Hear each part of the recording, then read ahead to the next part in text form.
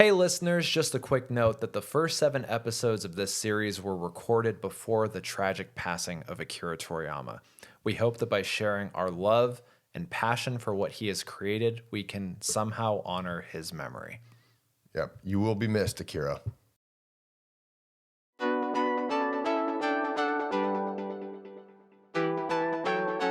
Depending on when you're watching it, good morning, good night, good evening. We're glad to have you guys here. We're glad you guys came back. A couple quick things off the top before we get into today's episode. We want to let you know to follow all of our socials, Nerdy Jock _media, at Nerdy Jock Media on TikTok, Twitter, Instagram, Facebook, you name it, Threads. Follow us, we'll be there. Check us out. We're going to be uploading a lot of content in between these pods. Also, you can listen to these pods, by the way, on Spotify, Apple Music, or anywhere Amazon you can Music, everything, Google, anywhere you can download a podcast. We're going to be there for you guys. Today's episode, we're really excited to get right into it. It is a Saiyan Saga wrap-up extravaganza. Right, because as we were going episode by episode, there were a lot of thoughts that, you figure out later, like, oh, I wish I could have talked about that a little bit, or there's some nuance that gets lost. So this is just a final farewell to one of the greatest arcs in shonen history. So cheers to the Saiyan Saga. So yeah, let's jump right in. Man, this is one of those things that as I grow, I revisit in some form or another at least once a year. Yeah. Usually in the manga, because it's more streamlined, it's the original art of Toriyama. There isn't a ton of filler, even though I love, going back and watching the stuff with the original filler. Right. Or if I'm showing it to new people, like what I've been doing with my girlfriend this whole time, I'll show Kai, because it goes just a little bit quicker. A little bit quicker. Yeah, but there's just so much to love about this story. Just to start, it's one of the craziest left turns in shonen history. In general. You have something like Dragon Ball, which up until this point was this kind of lighthearted fantasy story. Like it did have that sports manga element of growth to it, which shonen manga didn't really have before. And it did have combat, and it did have stakes, especially when Piccolo Daimao was introduced. But other than that, it was like kind of questy, right? Like comedy and questy. Yeah, comedy and questy, and get stronger, but not always. Like the only real time that Goku trains in that whole thing is when he is training with Master Roshi and Krillin. Right. Before the first time we see them go to the Tenkaichi Budokai. Which is actually a couple of my favorite episodes of Dragon Ball. Oh yeah. I think in the total canon of Dragon Ball, one of my favorite arcs. Like them arriving, training, and then competing, and then Master Roshi finding a way to make Goku lose to keep him inspired to keep going, keep training, and getting strong. Rewind. We're going back to Dragon Ball for a second here. Yeah. Goku, he does a Kamehameha his first try, which is pretty cool. Remember that? His first attempt. Roshi's like, what the hell is going on? He has Kamehameha, and it was a little one. Little one, yeah. But he's like, dude, this guy has zero training at all, and he can do a Kamehameha. So it was very much cool. You could tell Toriyama was fresh out of the doctor slump, like writing gags, writing bits phase, because Master Roshi makes that big deal, like in a kung fu movie, like, oh, it took me 50 years to learn that attack, and Goku just walks over to a car, Kamehameha, and just destroys the car, and he's like, oh yeah, it works. And Master Roshi is humiliated, and it's great. I think we might have to do a Dragon Ball pod eventually, not yet, but I think I do want to get to one down the road. At some point, because at some point, honestly, I haven't revisited it in a while, except for I am reading the manga to my son right now. Oh, awesome! Who's 4? And is he loving that, or he's liking it? Yeah, because he's seen Curse of the Blood Rubies. Right. I found the original, like that original release that Funimation Pioneer Ocean did together. Yep, I had that. Yeah, which was one of my intros into the thing. And so it's like, it's age appropriately edited. So it's like, oh, okay, like a 4-year-old can watch this. And does your son, does he get upset that the manga doesn't have color, or is it No, not at all. He doesn't No, I think the art is just super attractive and engaging. Like he can follow what's happening. Like the moment that Goku rides Bulma's motorcycle in the first episode to save her from the pterodactyl, and the fact that she like pees her pants, like he can understand all of that. So he thinks that's all funny. Yeah. Kids are smart. Yeah, absolutely. But yeah, going back to this, I mean, such a huge left turn. Right.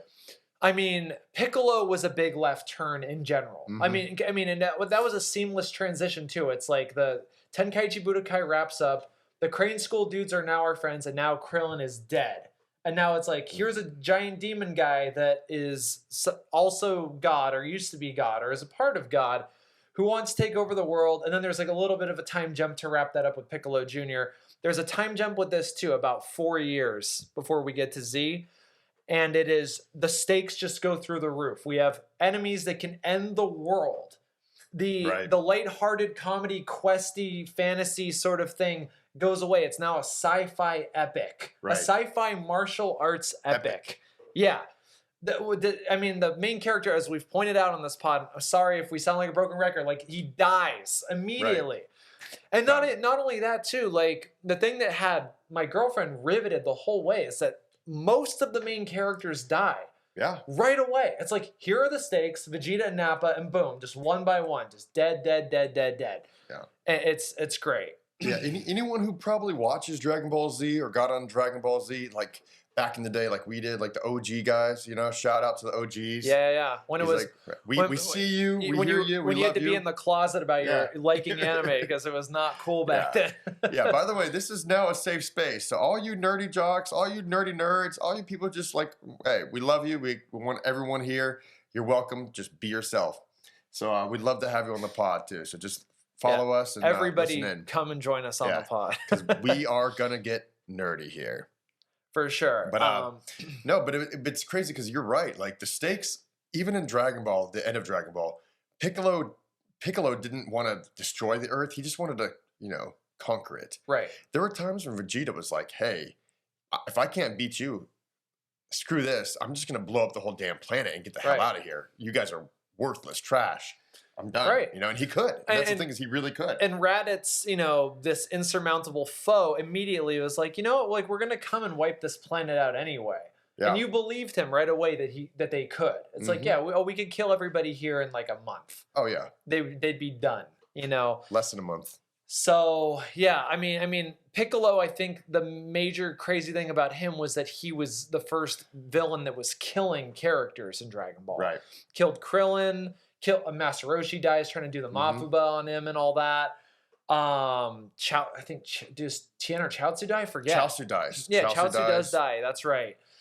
That's right, because that's one of the stakes in Z is that he's already been wished back before. Yeah. So I mean, there's that. So we go from that, like, oh, the characters can die. Like that's the level that we reached narratively, and then all of a sudden it's like, oh, now all the characters are going to die. And the world might be destroyed. So, such a crazy left turn. I mean, it could have gone wrong in so many ways. Introducing an afterlife, introducing this omniscient being in Kaio-sama / King Kai who oversees the galaxy and stuff like that. It could have gone so wrong, and yet it just works so well. And the anatomy of it is a perfect setup, a seamless setup for what comes after it. It is cool how, the Saiyan Saga does fold right into the Frieza Saga. That's another point. Maybe I'm jumping the gun here. No. That's you're right at that point. Yeah. But I do feel like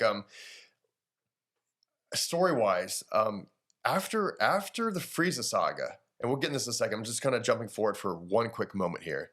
But after the Frieza Saga, you kind of have a time jump before every other saga starts. Cell Saga, there's a time jump. Yeah, you have a time jump within a time jump with Android. Yeah, with the Android. Because you have a time jump to Frieza showing up and then a time jump to when the androids actually show up. Exactly. So you have double time jumps. And then you even have another time jump kind of in the Room of Spirit and Time. Yeah. Not really, but like kind of. It's like, hey, he looks a lot bigger. The characters jump in time. Yeah, characters jump in time. And for us, that's like a little bit of a time jump too. Because we were watching Cell fuck up the world, and then, and they change. They go through a year that we don't see. So it's like another King Kai thing where it's like, well, what were they doing for a year? Yeah. And there's another time jump in the Buu Saga. But the point I'm trying to make here that I kind of skipped over earlier is that like the only arcs that really do keep going from Dragon Ball to Dragon Ball Z are, that Saiyan arc and straight into the Frieza Saga. Right. Which I really think is pretty cool because there's, as we'll get in the next episode of this podcast, we're going to get right into the Frieza Saga where we ended off here in the Saiyan Saga. Right. And it was just really cool to see how okay, Vegeta's trashed. He's getting out of there. Krillin let him live thanks to Goku's, I don't know, foolishness or whatnot. But we're glad Vegeta's alive. Let's be real. I'm glad he's still alive.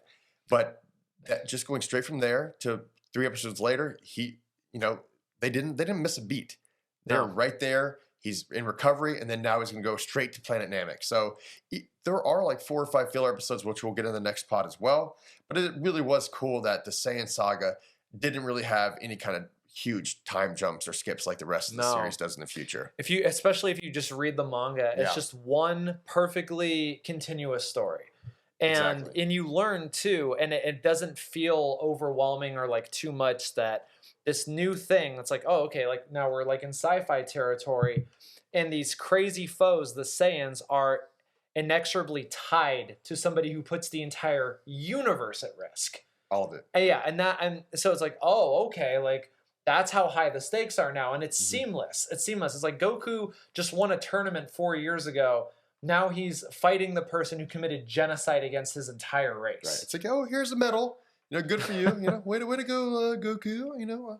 Thanks for saving the day and winning the tournament. Like Mr. Garrison or something like that. Yeah. Or something like that. Yeah, good job, Goku. Good.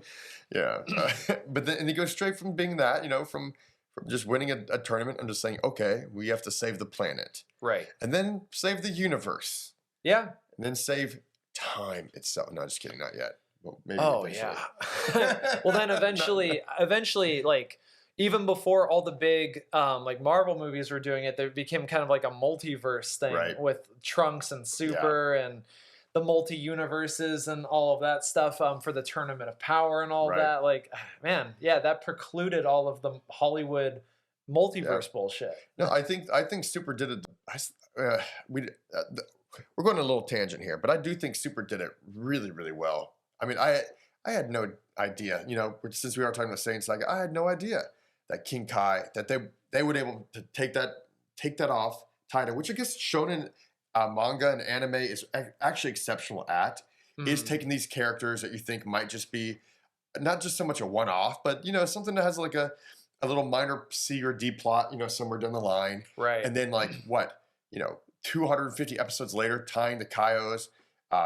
With Majin Buu saga, they bring other Kais in, right? And then they bring the different universes in where they all have Kais, and then eventually gods of destruction, angels or whatever, the Ultra Instinct powers, stuff like that as well. So the fact that they tied all those back together, which is great. It's a great tool, and that's something that I think a lot more IP driven Hollywood stuff right now.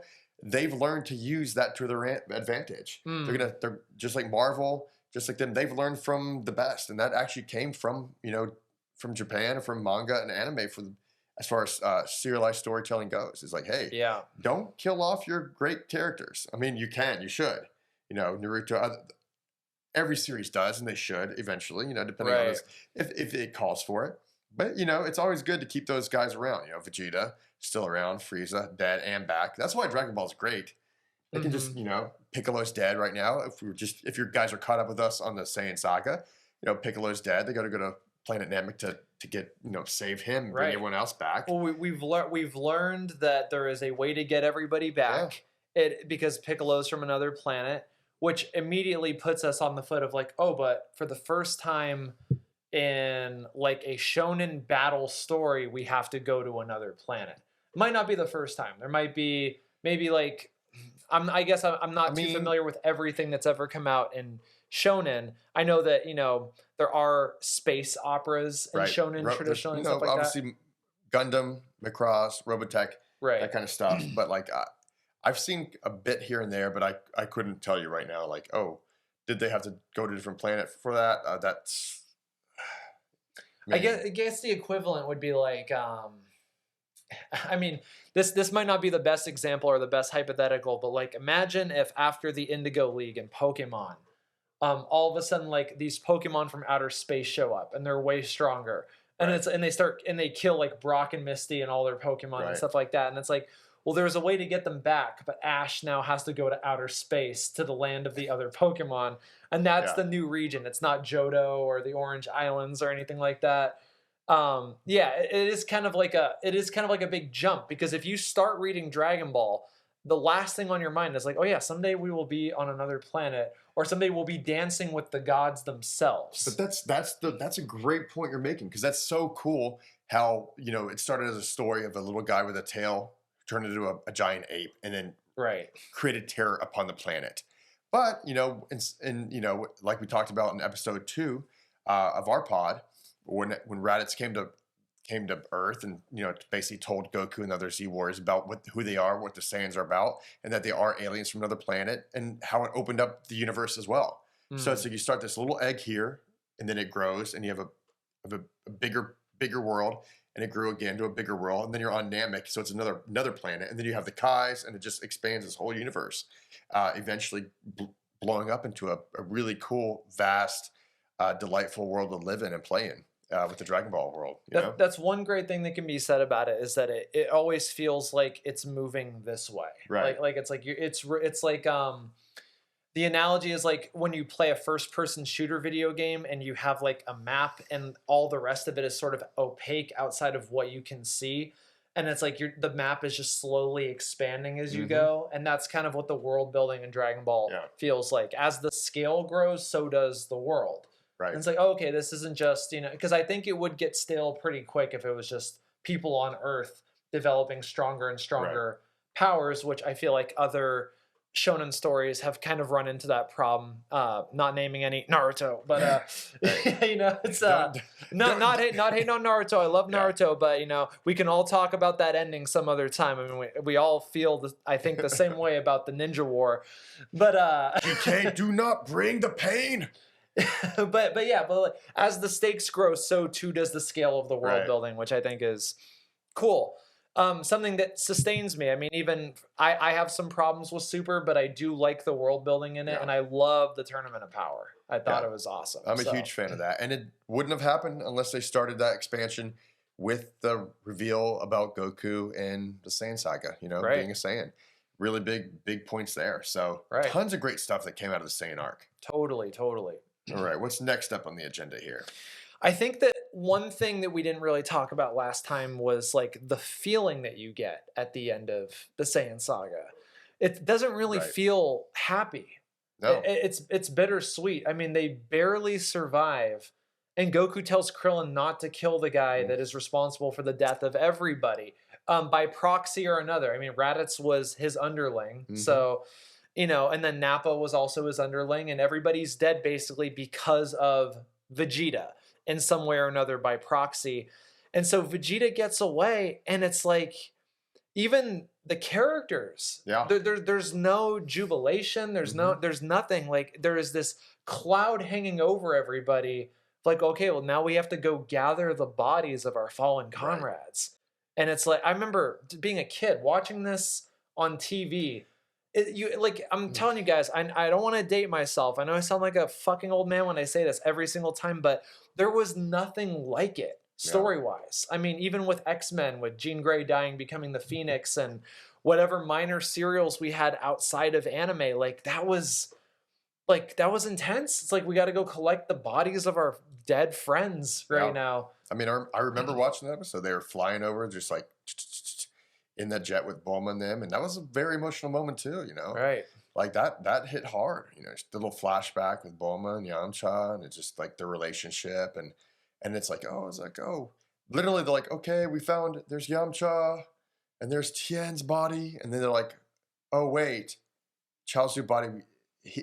There is not one. There's no Chaozu body. It got blown up, and it's like, wow, that hits again. So they had they brought the drama, man. It's a drama ballsy. And what I like too is that it's not super clean, the growth. Yeah. Because my girlfriend, she likes Demon Slayer. Yeah, big fan as well. Love it. Yeah, and Demon Slayer is great. And there's a convention in shonen storytelling now where it's like you see a growth moment or a training moment, and then that gets paid off almost immediately. And it's this nice, satisfying thing. It's like it's the whole sort of structure on which shonen storytelling is based. Like, here's the obstacle, here's what I do, here's like my growth, and all that stuff. Gohan didn't really get that moment too much, which bothered my girlfriend a little bit, because she's like, well, he was training for half a year. why wasn't he stronger? Why wasn't he better? But it's like, but he was still just a kid. Right. And I know I'm contradicting probably what I said last time, but like the more you sit with it, the more you think about it, like it is kind of cool that he didn't just grow super strong because he still retains that vulnerability when he goes into space. Yeah. He's a 4-year-old going into space. And it's like, or a 5-year-old, I guess, at that point. And so he still has that vulnerability, even though he's half Saiyan and he's strong. Yeah, but just to add on to that point is that he didn't have a ton of growth in that moment. I mean, he got stronger. He got a couple punches off here and there, which is more than he would have been able to do. I mean, since episode 1 where he's crying and screaming like literally a baby. I mean, it was a year later and he's fighting. The strongest people we've ever warriors seen from outer space. But at the same time, Goku had growth, but it wasn't. This was not like, oh yeah, we learned these techniques, we got stronger, we moved on. It's like, no, we just survived. Right. It was like, it kind of had a whole different kind of meaning to it because it wasn't exactly like, oh yeah, in Demon Slayer they train and then they defeat a new demon of the season, like the big bad. And then they're like, okay, they might have hopefully learned a move or two. Sometimes they don't in that show as well. But the fact that, at the end of the Saiyan arc, they were just beaten down. Right. And there is a ticking clock where you're like, well, someday Vegeta's going to come back. Right. And he's going to actually kill everybody. So they don't even have time to rest. There's no reprieve after the battle. Goku, every bone in his body is broken. He may never move again, but we know that there's sensu being, so we know that he will. But he's super fucked up, but they don't even get to rest. They're like, we have to find a way to get to Namek now. Yeah. Because we're racing against the clock. Vegeta's going to come back at some point, so we need to resurrect and get ready for it. Yeah, and we got to train. It's like we got to start training. I mean, even the hospital, well, we're going to get there soon, actually, next episode of this show.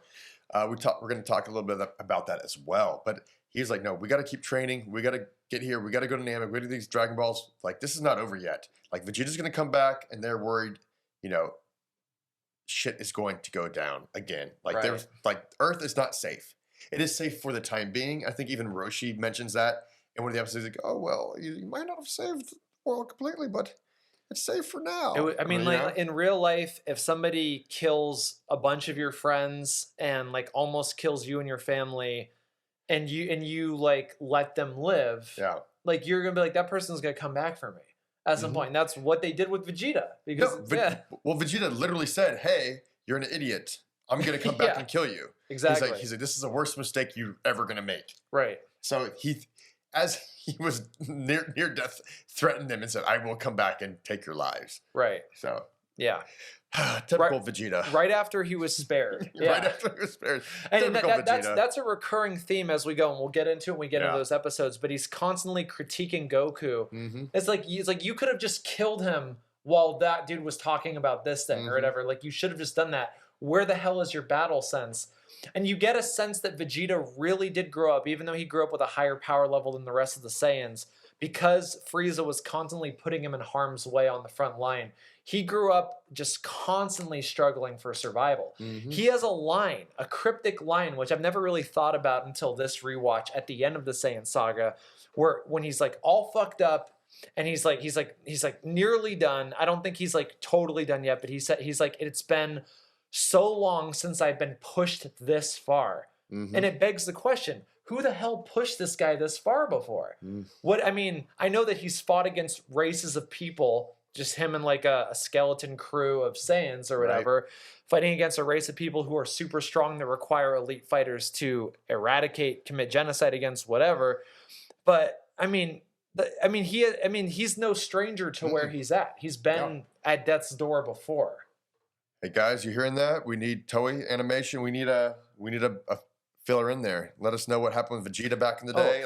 A prequel story? A little prequel story, or maybe in Dragon Ball Daima. Maybe we'll get some of that, but I think it's more of a continuation. If whoever wrote Bardock, the father of Goku, the OVA, could write it, that would be dope. Because that was not a story that Toriyama wrote. And that's one of my favorite stories in all of Dragon Ball Z. And if I have one major critique of the Super manga, it's that it's been completely retconned. So... yeah, I don't like where they've gone with Bardock right now. I'll put it on the record.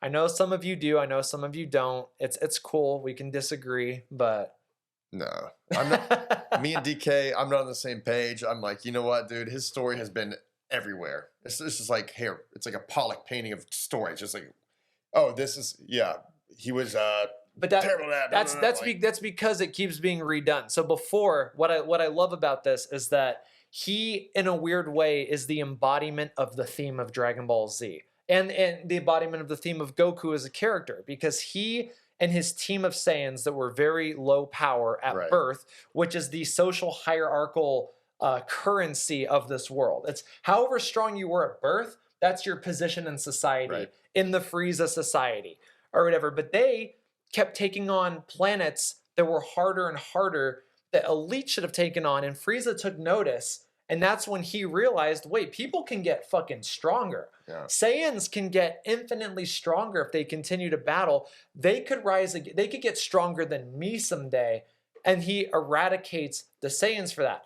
I love that because Bardock is like the first person to make a dent or a crack in that glass of the Frieza philosophy that you can get stronger, which is what Goku told Vegeta. It's like even trash can beat an elite if they try hard enough. Now, where Bardock starts to suck, and I agree with you, Bardock sucks now. Like 10 years ago, there was that new special that came out where Frieza didn't kill Bardock. He blasted him back in time. And then Bardock became a Super Saiyan and defeated Frieza's ancestor. And then Frieza's ancestor is like, oh, I must tell my descendants to beware of the Super Saiyan, which to me completely makes the story retarded. I'm sorry. I no, shouldn't use that word. It makes it so dumb because now it's not that Goku is special because of who he is. It's just that he's Bardock's son. That's why the Bardock stuff. It's like, it's wasabi, it's ginger on your sushi. It's like it's an additive. It's extra. Right. It's great. It helps fill it out. But for me, it's like, nah. The story's Goku. Let's be real here. It's kind of like, hey, let's give Bardock the story and like, oh, we'll make it similar to Goku. Don't tell me you didn't get chills the first time you saw on Cartoon Network Goku having that hallucination for some reason of naked Vegeta, but then King Vegeta and then Bardock showed up. And this was before America, this was years before we got that Bardock OVA. And you see this guy and you recognize immediately, like, that's Goku's dad. Holy shit. That was cool. I mean, that was cool and all, but we're going to have to do an episode. We will, I promise you guys. If you're watching this, we're going to do the movies. We're going to do the OVA series. I actually enjoy the hell out of a lot of the movies, especially the early ones. Those first three were staples. They were some of my favorites. Like that's what I had when Tree of when I didn't have the original Black Goku, Turles. Yeah, in between that 20 years from the Saiyan Saga to the Frieza Saga. No, just kidding. That extensively long time period in America where we didn't get what we needed from the Saiyan to Frieza Saga. I just delved back into those movies. So we will absolutely do the movies eventually. Maybe even after Frieza Saga. We'll get in there. But, starting with the best one, Bio Broly. If you're watching on YouTube, which check us on YouTube, my face is Yeah, he looks like he wants to kill himself right now. He's like Krillin, point that sword at me. Yeah. Anyways, back on task. Just I think like the final thought that I had, that you and I actually talked about off pod a little bit, was the idea of not seeing what King Kai's training actually was. Is it effective? Is it not effective? I think I take the position that I like putting stuff like that in the gutter, so to speak, like where your brain has to fill in the work a little bit, because it keeps it mysterious and keeps the discovery there, which I think story is all about discovery. So, go ahead. No, great point. No, we talked about that earlier, and I agree. Like, I think that really did help flesh out the actual fight between Goku and Vegeta. Right. It really made it some really cool, impactful moments. Mm-hmm. But what I would suggest, just looking at it from this perspective, is I think if you showed some more training, really cool, like maybe even a whole episode of training with King Kai, like not just a brief montage clip of like, oh, look at the powers you learned, boom, boom, boom, Genki Dama, Kaioken, catch Bubbles and Jiminy Cricket. What's his name? Gregory. Yeah, sorry. Catch Gregory Jiminy really Cricket. fast. Like if they had a couple episodes, it was like, hey man, we're gonna learn more about this. What it's about, these abilities. I don't think that would have taken away any more of what we did see in the fight between Goku and Vegeta. I think it would have added a little extra flair, like, oh yeah, we're seeing him use it. But it was cool to have the shock factor of seeing him go, Right. Kaioken times 10. It just was like boom, boom, boom, or getting up there and getting it done. But I don't think it would have, like, everyone who watched the Vegeta fight and Goku fight, which everyone here has probably has seen it multiple times.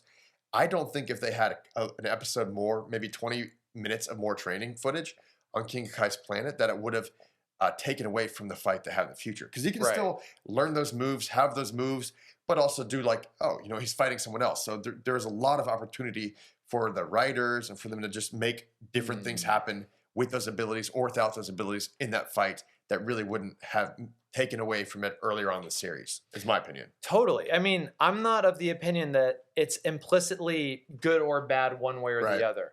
I think that the way that they did it, not showing it and keeping that mystery there, is like one of my most emotional and cool memories about a story from childhood. The mystery of how strong did Goku get? What did he actually learn? And all that stuff in the gutter. Well, what did that training? What was that like? Now, if we had seen the training, if it had been written a certain way, I'm sure it would have also been awesome. The comparison I can draw is for anybody who's familiar with Rurouni Kenshin, before he has to fight his Frieza. This guy. Yeah, like before he has to fight his Frieza, Shishio Makoto, he goes back and trains with his master, and he has to learn 2 new techniques, including the final technique of Hiten Mitsurugi Ryu, and they actually show the entire training and him actually learning the technique, and that works so well narratively because it is tied to the philosophy of the character. Right. The idea of how is this guy going to defeat somebody who is genuinely stronger than him without reverting to being a manslayer himself, and like what is the value of life, all that stuff, and all of that is just wrapped into what that technique is and what it represents. So it works there. Any way you go, as long as it's done well, it works. Right. Yeah. I second that. All right. So in order to wrap up, we're going to have some awards, some superlatives for all the various characters. If any of you ever had a yearbook in your life, that you'll be familiar with we are doing the Saiyan Saga superlatives. Saiyan Saga superlatives. I love that. This is our list of, who's the winners, who's the losers.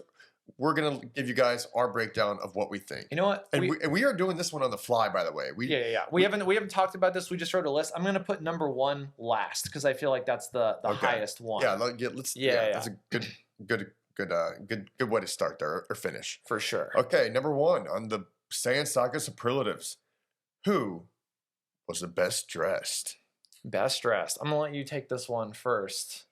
And I'll take the next one first. It's a tough one. I would have to say probably it would have to be as dressed to the nines. That's a stud. That's a stunner right there. Krillin, my man, you, in my opinion, won best dressed. Awesome. I'm going to have to go with the pink Arlean princess from the planet Arlia. With that curveball. Yeah. Okay, she had a beautiful dress, I think. She had a beautiful dress. Yeah, I think she had some bling, some jewelry, some accessories. I mean, literally, it was a Shakespearean story that this king, took her and threw her lover in jail and all this stuff. And then even though there's a happy ending there, it's immediately erased by the wrath of Vegeta. So... All right. Okay. Yeah. So there you go. That's our superlatives for best dressed. A couple, one you might know, and one a little bit of a curveball. Way to go with that one. That's a great pick. Great pick. All right. Miss Congeniality. Miss Congeniality. Yeah. It's not Bulma. Definitely not Bulma. Definitely not Bulma. No. Definitely not. Definitely not Chi-Chi either. Not Chi-Chi either. Might not be any of the misses. It might be a different gender. Might be a different gender. I'm gonna give this one to Chaozu. Okay. Because Chaozu, Chaozu blew himself up just to make a 0.1% difference in the fight. That's a good friend right there. That's pretty congenial, I would say. Poor Chelsea. Chelsea didn't even like cut the armor. He didn't even like bruise the armor. He didn't even like No. that poor guy.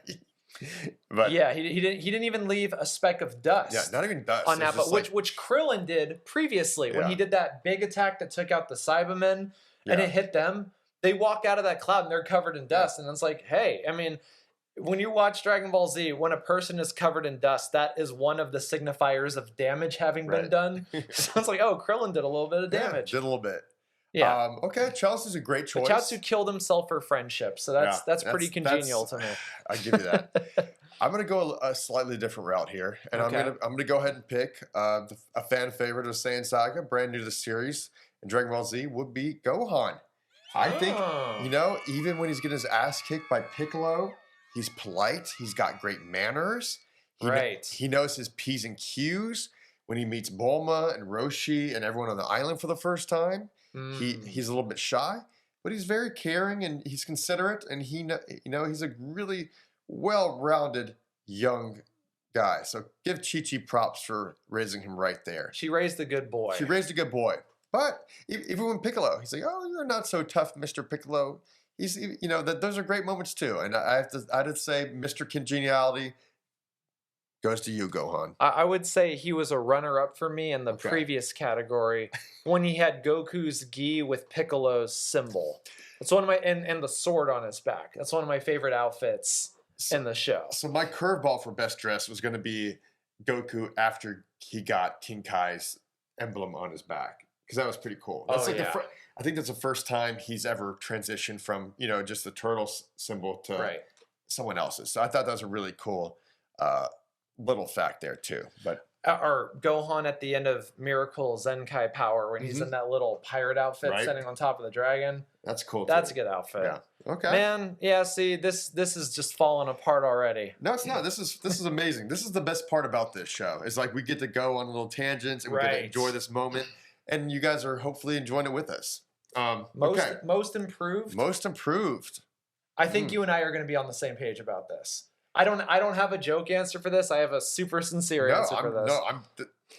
DK. I'm taking everything here very seriously. Nothing Oh, here is a okay. Yeah, joke. me too, of course. I don't know what you're talking about. Me, Yeah. my first experience with puberty was with the Arlene Princess. Okay, so there you go. That's tough. That's a tough deep one. that's a deep memory. That's a deep cut. Yeah, they don't have that kind of stuff on Pornhub. Let me tell you. But Okay.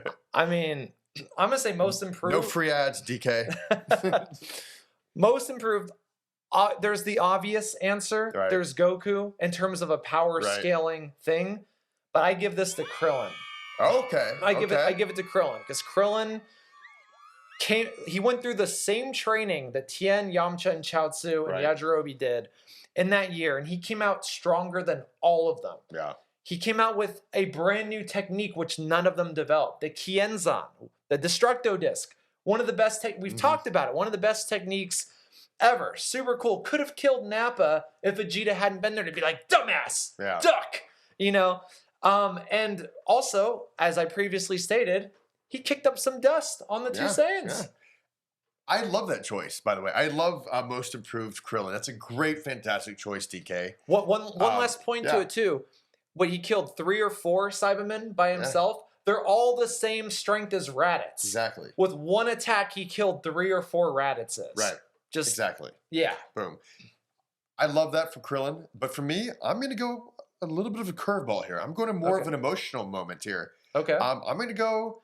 My guy's most improved is going to be Piccolo. Oh yeah. I'm going more for. I'm not just talking about the strength. I'm going for the heart here. Okay, guys. Right. Because Piccolo, he changed. I mean, even from getting episode 1 or 2, when he goes to Roshi House and he talks shit to Goku. He's like, hey, yeah. He's like, we're going to kill this guy first, but guess what? You're right after him. I'm going to kill you. But lo and behold, 1 year of training with a little guy opened his heart up and made him a whole new guy. Even Kami on Kami's lookout said, you know what? This is not the same Piccolo I know. Right. Like his body, even when he died, it was not in hell. He knew instantly. Kami was like, hey, something's different about his spirit than I had thought. He Right. changed completely from that's probably the biggest 180 until we get to, Vegeta later on. But in the But series, he- and that takes a hell of a lot of time. Piccolo grew a lot, in my opinion. He improved mostly in his heart. If we're going to Here, here. posit that, and I love that choice. Yeah. That's a great choice. If we're gonna posit that a character's growth in Dragon Ball Z is inexorably tied to what their afterlife condition is, then Piccolo grows more than anybody in the entire thing, because he goes from being a mass murdering genocidal maniac, Right. sort of, to being able to not only keep his body in the afterlife, but get the option to go train with King Kai. Right. And that's in 1 year of growth. Now, if we fast forward, I know we jump ahead sometimes. In the Buu Saga, my favorite moment in the Buu Saga is when Vegeta asks Piccolo, "So tell me, do I get to see Kakarot in the next life?" And Piccolo says, "Look, I'm not going to lie to you. Like, you've spent most of your life murdering people Right. and committing genocide and doing all this stuff. So there's no way you get to keep your body. There's no way, like, Goku gets to keep his body. He gets to go on. You're going to go to hell and your spirit's going to be cleansed, and then you're going to be reborn someday and you're going to have no memory of anything. You're going to lose everything that you are." And that's after he was a family man for like 8 years or something. Yeah, so he had turned a new leaf. He was doing better. He was a good father, questionably. Which, no, he's better father than Goku, in my opinion. We'll talk about that later. Oh, yeah. I think a lot of people would agree with that. I agree. Vegeta's like, that's probably his best. Well, we're not there yet, actually. Right. We're gonna just put a might stamp win, on that for he now. might win most improved of the whole series when we maybe get there. so, Yeah. But we'll put a stamp on that for now, because a lot of emotional arc does come from Vegeta's relationship with his family. That's something that, a totally different dynamic than Goku has with Chi-Chi and Goku's 2 children. Right. So it's totally different there. Chris Sabat even said, like, and I love this because, I love his passion for it. He's like, Goku is a good person because of a traumatic brain injury. Right. Vegeta becomes a good person. Right. He has actual growth. Deep cuts, guys. Deep cuts. All right. Most likely to succeed. Whew. All right. I'm going to go ahead and say this might be the easy answer, but sometimes the easiest answer is the obvious answer is Goku. After his death, after he comes back. Okay. Yeah, is most likely to succeed after he comes back from his first death. Because once you die, you're not really succeeding too well. But it was a sacrifice. Right. But I say, you know what? If I'm a betting man, and I'm a betting man, I'm at the horse tracks. I'm at the Tenkaichi Budokai, and I see this Goku guy up there. He's already back from the dead. He's been resurrected. He's strong as hell. I would say this guy, he's going to be a good, safe bet pretty much the rest of his days on planet Earth. Right. Okay. Yeah. My answer, when I think about this question, when it comes up in a yearbook, I think about what kids think about is success. Right. It usually means like a career with money, some kind of fame, some kind of notoriety. So that's the lens that I'm looking at this through. And if we're looking at it from that lens, and you look at least part of this, like if you don't know what happens, but you assume that people can come back from the dead, and you look at who was the closest to having success and notoriety out of all of these characters, then the clear answer is Yamcha. Because he had a very promising baseball career ahead of him. It was just been a piece of cake because he's superhuman. And baseball was nothing for him. Right. And he was kind of a stud. He abandoned the best girl, Bulma, abandoned her to just go live this life of I'm just gonna be a professional baseball player now. And baseball is huge in Japan, Huge. The Junior League championship series in Japan is one of the biggest sporting events in that country. Right.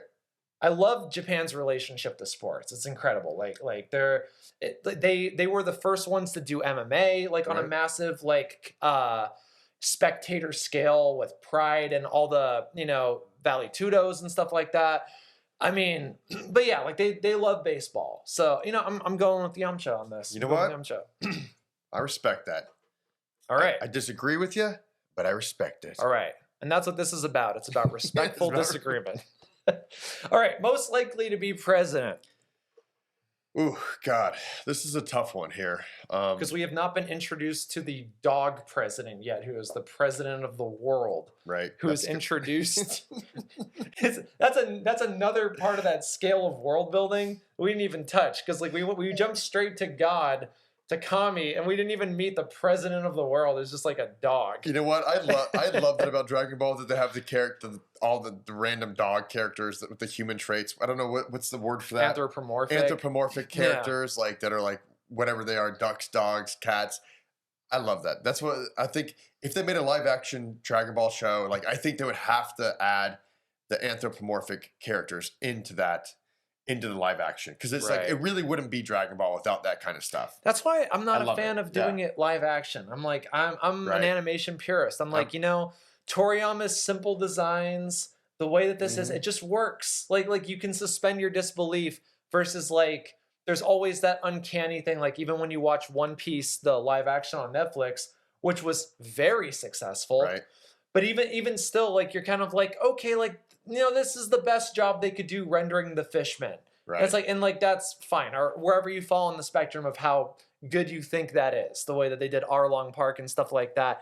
That's like, okay, that's fine, like whatever, that's cool. But yeah, I mean with Dragon Ball, like there's dog people, there's like talking dinosaurs and shit that kidnaps Bulma in the first chapter and all that, and yeah.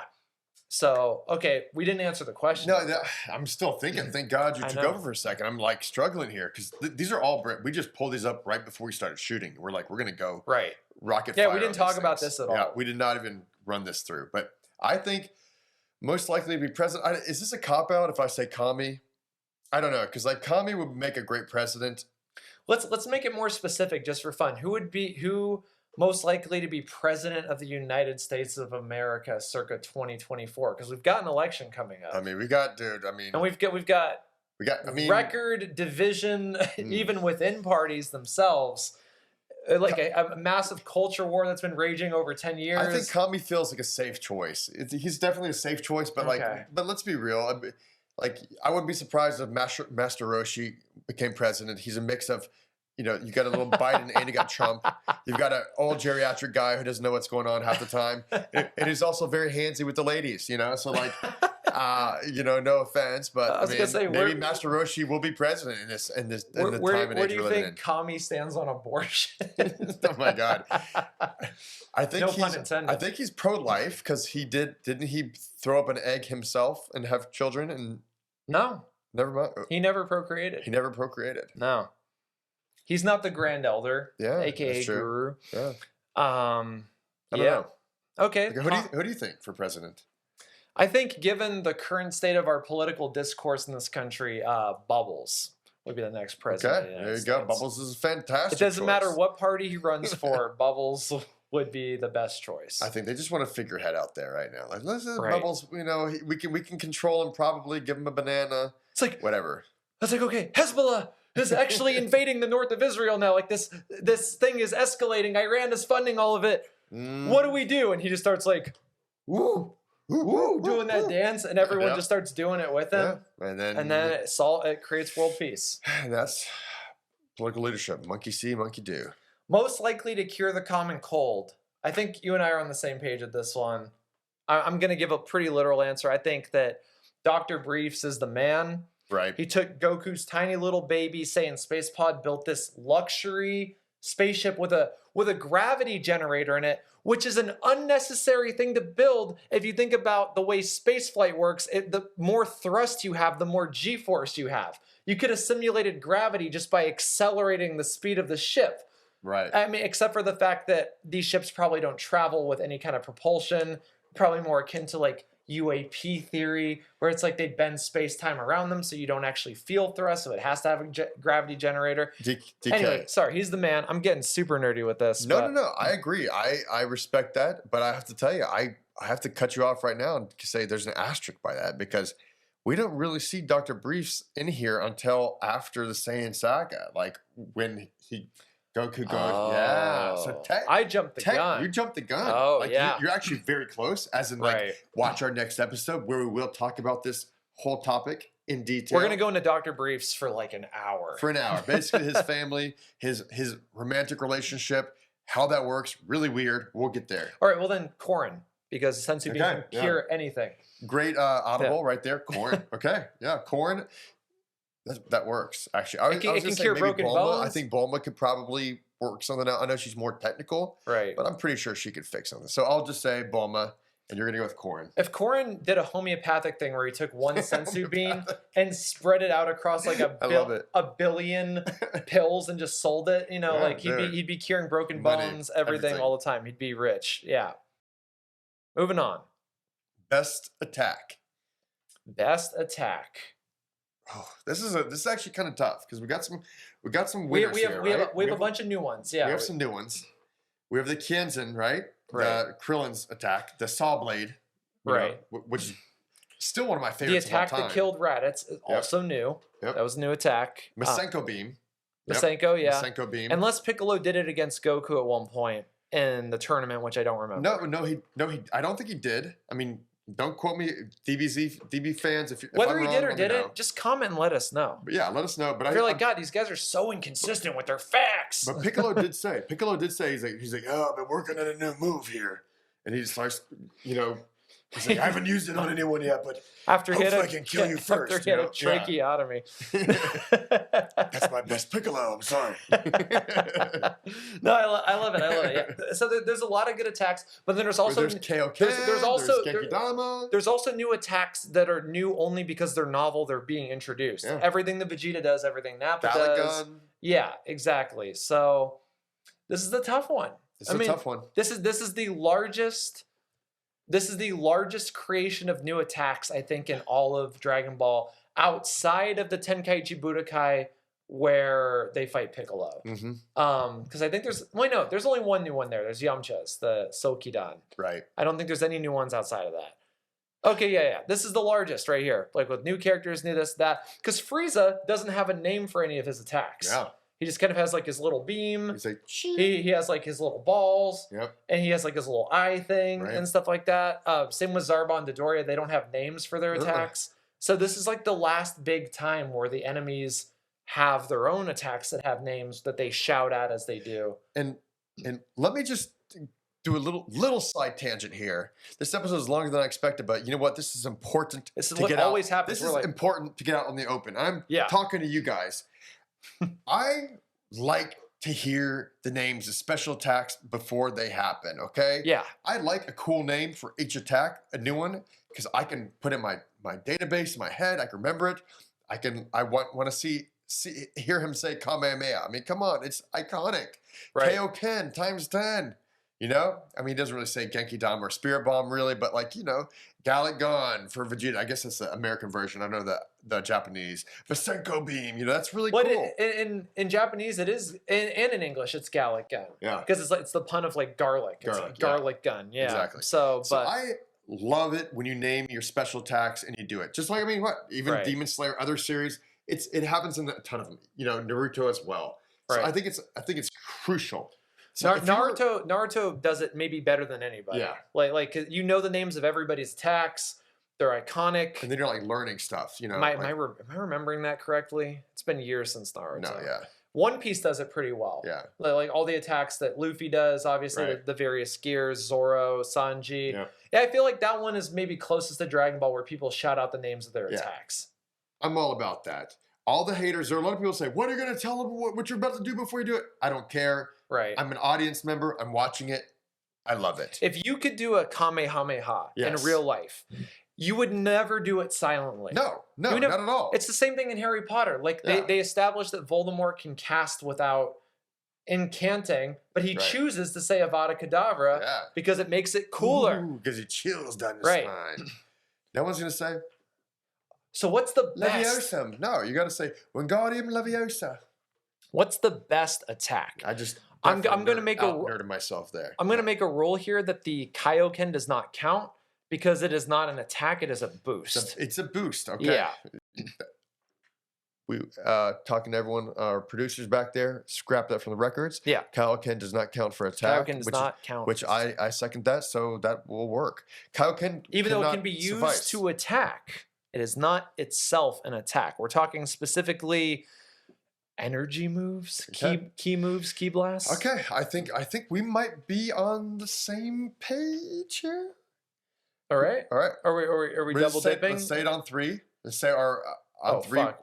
We might have some Discord here. Okay, ready? Wait, One. I don't know. I don't know mine yet. Here, just say Oh, you yours. don't know yours? Yeah, Okay, yeah. I know I'm still mine. thinking. We've been bullshitting, and I'm like in my mind, I'm having this separate conversation. I'm like, what is my favorite? No, What's the best? I love this attack. It's one of my favorites of all time. It gets good usage on Frieza, actually. One of the few times it works. Mm. Ready? Go ahead. I'm still thinking. I was gonna say we do it at the same time, but let's not do that. Oh yeah, man. No, Maybe okay. I should just pick. Maybe I should pick just pick something a and we'll lane. just say we'll just for fun. Ready? Okay, hold on. I'll narrow it down. All right. 5, 4, 3, 2, 1. Kienzan. All right, there we go. Exactly. Yeah, I knew we'd Okay. probably be on that page. I love that move. It's one of Krillin's new signature moves, and it's Right. if it ever worked, it would be awesome.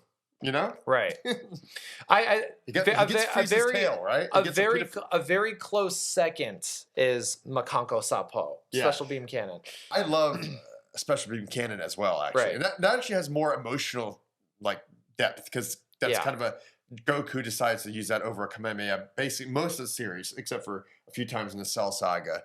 Wait, But Goku or Gohan, sorry. Did I say Goku? I meant Gohan, sorry. Well, Gohan uses it only the first time in a superhero.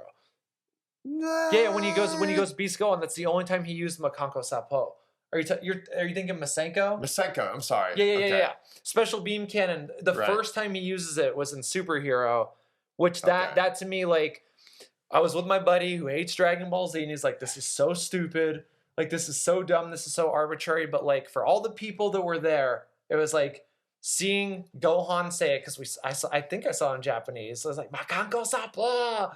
I was just like, "Oh shit!" Like that's what we want to see because we love Gohan and Piccolo's relationship. It's one of the Yeah. greatest relationships in all of Dragon Ball, if not all of shonen manga. I keep saying that. It's like in all of shonen manga. This is just throwing me for a huge loop right now because I was not expecting to talk about that because I saw superhero, Dragon Ball Superhero recently, and I didn't even that didn't cross my mind Right. because I've seen him do the Masenko beam, or I think he's No. has he not done? It was the first time in What? Superhero. That's why it was so. I'm a terrible fan if I don't know that. Jesus, what? That's huge. Okay, All right, I will be taking over this pod moving forward. I'm Talking done. to myself. No, I'm using Piccolo's body split technique, and I'm just gonna. It's gonna be very masturbatory. no. No one's gonna be able to rein me in at all. Forgive me, fans. I got to figure this out at a later time. But moving on. Moving on. All right. Best tag team duo. Easily for me, Yeah. it's Piccolo breaking in two and fighting himself, and then teaming up against Ozaru Gohan. That's pretty great. I love that one. Not canon, by the way, but still great. If we're talking canon, it No. is Piccolo and Krillin holding down the fort, waiting for Goku Yeah. to show up because Gohan was still too scared. And Piccolo and Krillin held out for a long time. Yeah. They were a pretty good tag team duo there. I gotta say. You know what? I have to go with Bubbles and Gregory. I fucking knew you were gonna say that. Bubbles and Gregory. I saw that. I saw the thought occur to you, and I was like, "Oh, he's gonna fucking say that." No, it's great. They come in, they can before Goku has training, if they were working together, no way he's gonna No way. Goku's gonna learn that stuff. He had to do it one-on-one, and it still took him damn near months to figure that out. 3 So, months yeah. to catch Bubbles. Yeah, good job, Bubbles, Gregory. You guys are great training partners. Also not canon though. So if you had a canon choice, what would that be? But you know what? It got retcon canoned, but best duo. The thing is, I don't think Piccolo and Gohan really got. I guess Krillin and Piccolo did get a really great kick. A combination kick, like a kick to the face. You could say Gohan and Krillin for the Genki Dama against Vegeta. That was pretty good. That was pretty good. That was also a big growth moment for Gohan. I think I preferred that really cool scene when it was like Gohan, Krillin, and Piccolo fighting against was it Nappa? Nappa? Yeah. But Gohan freezes out, so then it's basically just like Krillin and And Piccolo. Piccolo. Yeah. Boom, boom, boom. They do like a really cool combo. Boom, boom, knock, boom, kick. And then Gohan's supposed to finish it, and he didn't do it. But that was a little great team-up moment from two adversaries a couple of episodes earlier. Two adversaries who are just skilled fighters in their own right and are able to sync up pretty easily. Yeah. And held out better. I mean, Tien didn't last that long. He got his arm punched off. His friend killed himself. Miscongeniality, Chaozu, and then he had a rough run. And then Krillin and Piccolo picked up from there. Tien is still alive when they team up, and then Tien dies, and then they keep teaming up. Yeah. I mean, they really if they might have really fucked Nappa up if Gohan hadn't frozen. Yeah. That attack where they just attacked him, together, that tag team thing, and then Gohan was supposed to blast him. Okay. Another quick tangent. Quick tangent. It frustrates me to high hell that they thought they could count on Gohan to do a ki blast, because I think if you're gonna kill Nappa, you're gonna have a nice long concentrated Masenko beam, kind of that level power to kill Nappa, right? Or at least a Kamehameha that they've been building for 5 minutes of ki building. Right. Gohan, even at his best, I think he's just hey, I'm gonna clear the leaves out of the yard kind of blast. He's not his blast energy power is not as strong as it should be at that moment. His power-up moments, too, in the Saiyan Saga dwarf his power-up moments with Raditz. Right. Because he goes from, 0 to, a power level enough to hurt Raditz in the blink of an eye. But even when Piccolo dies, when he does his first Masenko, Vegeta gives Nappa the reading, and Nappa's oh, it's only that? Boom, swats it aside. And plus, Gohan is only really effective against these guys when he's not doing a beam. He's using his body as a weapon, Right. His head, just kind of like Goku did against Piccolo. Right. When he's using his body that's powered up, then he can do whatever. But Gohan at that level, he would have just blown his face off, his mustache off. I don't think he was that powerful in that moment, unless he's enraged. You know what I'm saying? I think that what should have happened, if we're talking about if they wanted to actually kill Nappa, is while he was distracted with Tien, it's Piccolo punches him into Krillin, who does a Kienzan, and if he dodges it, there's a Makanko Sapo waiting for him. The two runner-ups for best attacks going right there, finishing Nappa right off. But love it. They would have probably got killed by Vegeta immediately. Yeah, immediately. Yeah. Vegeta's not messing around. He wouldn't wait. He didn't wait to kill Nappa. He's dude, we could heal you, but make you stronger. But no, we're not worried about you. We'll kill you. And he goes, that's what I respect about Vegeta, by the way. We're going to get this next episode is Vegeta's no take on BS. He just goes for it. Right. All the time. Unless somebody is stronger than him. Then he gets a little... Yeah. But if somebody's weaker than him, he's just dead. He's dead. Let's no time to waste on you. Boop. All right. The final category for the Saiyan Saga superfluousness. Yeah, I don't know what I'm saying. The superfluous superlatives. Who won the saga? Great question. I knew my answer the second we wrote this down. That's why I wanted to save it for the end.